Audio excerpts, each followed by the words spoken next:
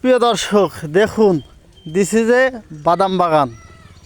যার যেভাবে বোঝায়, বাইরে থেকে আসলে এই যে বাদাম গাছ বাদাম চাষ হচ্ছে, এটা একটা বাদাম বাগান বললে নাম পরিচয় করে দিলে, এর জন্য আলাদা বেনিফিট নিলে। এই হচ্ছে বিষয়। না জানার কত বিপদ।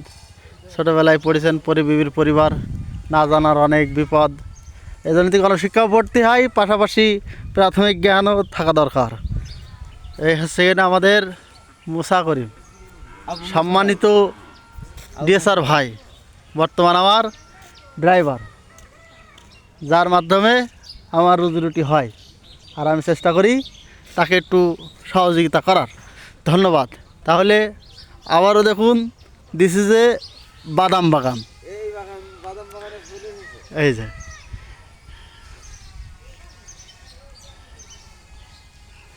এই জন্যতেই এই জন্যে সকলের প্রাইমারি জ্ঞান থাকা দরকার। ছোটোবেলার গণশিক্ষা আমাদের অনেক কিছুই শিক্ষা দিয়ে গিয়েছে। গণশিক্ষা মানে সকলের জন্য যে শিক্ষা, তার নামই হচ্ছে গণশিক্ষা। পরিবিবির পরিবার, না জানার অনেক বিপদ, যা আমরা অন থেকে অনার্স IBA, অনেকে অনেক রকম LLB করেছেন, এসব পড়াগুলো ছিল না। কিন্তু মূর্খ ভাষায় যে শিক্ষাটা সরকারের উদ্যোগে আমরা পেয়েছিলাম, তার থেকেও কিন্তু আমরা অনেক কিছুই জ্ঞান অর্জন করেছি।